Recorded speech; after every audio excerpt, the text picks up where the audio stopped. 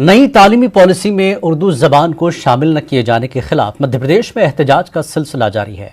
उर्दू को उसका जायज मकाम देने के मुतालबे को लेकर भोपाल में वेबिनार का इनेकाद किया गया। वेबिनार के जरिए डॉक्टर APJ कलाम एजुकेशन सेंटर के जिम्मेदारान ने सूबाई सतह पर उर्दू को लेकर राय अम्मा को हमवार करने का फैसला किया है।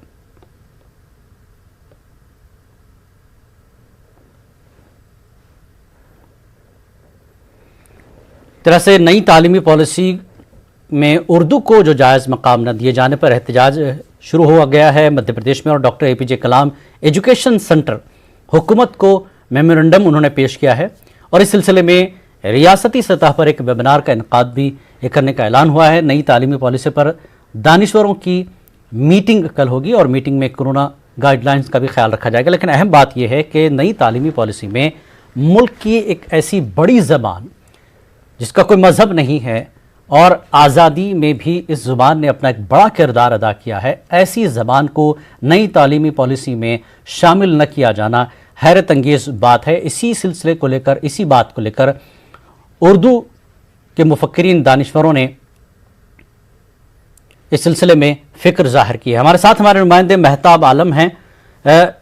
महताब, जिस तरह से नई तालीमी पॉलिसी में उर्दू को जो जायज़ मकाम है, बल्कि कई रियासतों में ये सरकारी ज़बान का दर्जा रखती है, लेकिन नई तालीमी पॉलिसी में अक्सर नज़रअंदाज करना कैसे देखा जा रहा है और इस सिलसिले में अब एहतजाज भी होने लगे हैं? जी, यकीनी तौर पर मध्य प्रदेश की बात करें जिला ने तो इसमें कई दिन से एहतजाज जारी है और आज फिर जो है इंसानी बिरादरी की बात करें, यहाँ पर APJ एजुकेशन सेंटर की बात करें, तमाम लोगों ने जो है वेबिनार का इनेकाद किया। अब मैं यहाँ पे कैमरामैन दिखाऊंगा, देखिए यहाँ पे तमाम लोग जो है सोशल डिस्टेंस के साथ वो बैठे हुए हैं और सब के सब जो अपने अपने मोबाइल पे वेबिनार के जरिए जुड़े हुए हैं और बात इसी पर हो रही है कि उर्दू को उसका हक कैसे दिलवाया जाए, क्योंकि उर्दू इस मुल्क में पैदा हुआ है। यहाँ पे लोगों से जानते हैं कि आप लोगों ने ये वेबिनार क्यों किया है। ये वेबिनार की दो वजह, एक तो कोरोना का जो संकट चल रहा है उसकी वजह से हम एक साथ कहीं इकट्ठा नहीं हो सकते और मीटिंग नहीं कर सकते हैं सार्वजनिक तौर पे। वेबिनार का मेन मकसद है कि सारे साथियों को जोड़ना और जो उर्दू से मोहब्बत करते हैं और जो उर्दू की वैल्यू को जानते हैं उन सब के मशवरों के साथ अगला स्टेप को उठाना, क्योंकि अब ये लड़ाई हमको लड़नी और सबको मिलकर लड़नी पड़ेगी। और हम ये सारे साथी हमारे सर इस वक्त कम से कम 67-68 लोग हमारे से जुड़े हुए हैं वेबिनार में और धीरे धीरे और लोग जुड़ते जा रहे हैं, उन सबके मशवरे आते जा रहे हैं और सब फिक्रमंद हैं और उन सारी फिक्रों को लेते हुए हम इसको आगे बढ़ना चाहते हैं, इसलिए हमने इस वेबिनार का आयोजन किया है। यहाँ पे यूसुफ साहब आप जानेंगे कि आप लोग वेबिनार ऑनलाइन कर रहे हैं, इसमें मतलबात क्या है, क्या चाहते हैं आप?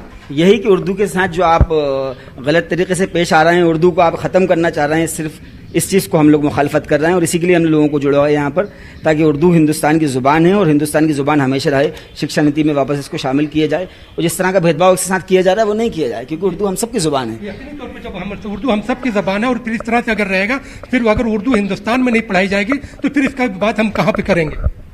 वही तो लड़ाई हमारी है। हम गवर्नमेंट से ही तो चाहते हैं कि भाई जब हिंदुस्तान की ज़बान है तो हिंदुस्तान में पढ़ाई जाएगी, हिंदुस्तान में ही हम पढ़ेंगे। और अभी हमारे साथ वेबिनार में तकरीबन 70 से 80 लोग जुड़े हुए हैं, जिसके अंदर सभी धर्मों के लोग हैं। ऐसा नहीं कि उर्दू सिर्फ मुसलमानों की ज़बान है, उर्दू पूरे हिंदुस्तान की ज़बान है और हर तरह के लोग हमारे सपोर्ट में हमारे साथ खड़े हुए हैं। यहाँ पे गवर्नमेंट से हम यही चाहते हैं कि उर्दू को उसका हक दिलाया जाए। हक दिलाया जाए तो इसके लोग, हुकूमत ने तो अपना फैसला बता दिया, अब आप लोग अपने हक के लिए कहाँ तक जाएंगे? अब जहाँ तक हो सकेगा हम कानूनी दायरे में रहकर के अपनी लड़ाई लड़ेंगे और उर्दू को उसका हक दिला के रहेंगे। हम यहाँ पे जिला ने एक बात ये भी है कि जहाँ पर उर्दू की बात हो रही है, यहीं पर मध्य प्रदेश हुकूमत ने आज एक बड़ा फैसला किया और फैसला ये है कि अब मध्य प्रदेश के लोगों को ही मध्य प्रदेश की सरकारी नौकरियों में जगह मिलेगी। यहाँ पे कुछ और भी लोग हमारे साथ जुड़े हुए हैं, आइए उनसे जानते हैं। फारूकी साहब, हुकूमत का आज एक बड़ा फैसला आया है, एक तरफ आप वेबिनार से उर्दू के हक की बात कर रहे हैं और दूसरी तरफ जो है यहाँ पर नए फैसला जो है उसको कैसे देखते हैं? देखिए साहब, ये जो फैसला आया है ये मध्य प्रदेश के जो बेरोजगार है और मध्य प्रदेश से जो पढ़ लिख के जो शिक्षित बेरोजगार हो रहे हैं और उनको दूसरी स्टेट्स में, जैसे कि इससे पहले महाराष्ट्र और दूसरी स्टेटों ने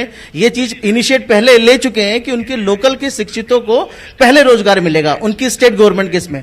हमारी जो गवर्नमेंट है वो जागी है मगर बहुत लेट जागी है। तब तक हमारे यहाँ हमारे बहुत सारे भाई बेरोजगार हो चुके हैं और जिसका खामियाजा वो उठा चुके हैं।